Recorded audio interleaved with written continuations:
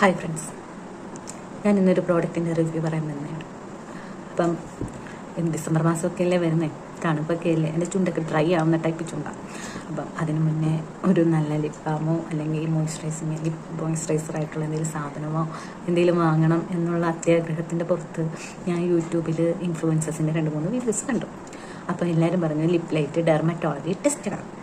അങ്ങനെ ഞാനത് വാങ്ങിച്ചിടം തൊട്ട് അത് അൺബോക്സ് ചെയ്യുന്ന വീഡിയോ തൊട്ട് അത് ഉപയോഗിക്കുന്ന വീഡിയോ തൊട്ട് എല്ലാം ഞാൻ എടുത്തു. എന്തിനാ, 30 ദിവസം കഴിയുമ്പോൾ മാജിക്ക് വരുമല്ലോ, മാജിക്ക് ചുണ്ടങ്ങോട്ട് തിളങ്ങും.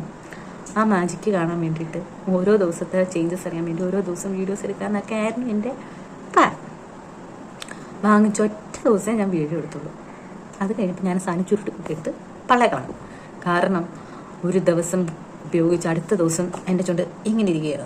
നമ്മൾ ഈ ആട്ടാമ്പുഴൊക്കെ ആട്ടൂലേ, അങ്ങോട്ടും അനക്കാൻ വയ്യ ഇങ്ങോട്ടും അനക്കാൻ വയ്യ, അത് ഇങ്ങനെ ഇരിക്കൂല. ആട്ടാമ്പുഴൊക്കെ നമ്മുടെ ചുണ്ടയിൽ, അതായത് ഈ ചൊറിയമ്പുഴ നമ്മുടെ ചുണ്ടയിലൊക്കെ ആട്ടി കഴിയുമ്പോൾ പണ്ട് അമ്മമാർ വെളിച്ചെണ്ണയൊക്കെ എത്തിച്ചേരുമല്ലോ, അപ്പം നമ്മൾ ഇങ്ങനെ ഇരിക്കുമല്ലോ, അതുപോലെ ഇരിക്കുകയായിരുന്നു ഞാൻ. എൻ്റെ ചുണ്ട് എനിക്ക് ഡാമേജ് ആയെന്ന് പറഞ്ഞു കഴിഞ്ഞാൽ തൊലിയെല്ലാം ഡ്രൈ ആയി പൊട്ടി, എനിക്ക് കഴിക്കാനും വയ്യ, കുടിക്കാനും വയ്യ, മിണ്ടാനും വയ്യ, ഒന്നിനും വയ്യാത്തൊരവസ്ഥയിൽ ഞാനെത്തി. ഇതാണ് ഞാൻ ഉപയോഗിക്കുന്നതിന് മുമ്പുള്ള വീഡിയോ. അതാണ് താഴെയുണ്ട്, ഉപയോഗിക്കുന്ന വീഡിയോ താഴെയുണ്ട്, ഉപയോഗിച്ച് കഴിഞ്ഞുള്ള വീഡിയോ താഴെയുണ്ട്, എല്ലാ വീഡിയോയും താഴെയുണ്ട്. എല്ലാം കണ്ടു നോക്കും. അവസാനം എൻ്റെ ലിപ്പ് ഡാർക്കായി, ഡ്രൈ ആയി, പൊട്ടി, നാശകോശമായി. അപ്പോൾ ഇതിൽ കൊടുത്തിരിക്കുന്ന എൻ്റെ ചുണ്ടിൻ്റെ വീഡിയോ എന്ന് പറയുന്നത് 1 വീക്കിന് ശേഷമുള്ളതാണ്. അതിന് മുന്നേ എൻ്റെ ചുണ്ടെന്ന് പറഞ്ഞാൽ കുതിര കടിച്ച പോലെ ഇരിക്കുമായിരുന്നു. അതുകൊണ്ട് എനിക്കത് വീഡിയോ എടുക്കാൻ തോന്നിയില്ല. ഇപ്പം ഇതിൽ ശരിക്കും ആ ഡ്രൈനെസ് ഒക്കെ കാണുന്നുണ്ട്, പക്ഷേ അതിന് മുന്നേ അത് ബൾജായി ഇതായിട്ടിരുന്നത്.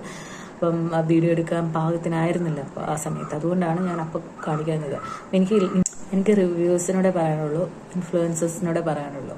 അപ്പോൾ ദൈവത്തെ ഒരു സാധനം റിവ്യൂ ചെയ്യുമ്പോൾ അത് ഉപയോഗിച്ച് നോക്കി അതെങ്ങനെയുണ്ടെന്ന് അറിഞ്ഞിട്ട് ചെയ്യുക, സാധാരണക്കാരിലേക്ക് എത്തിക്കുക.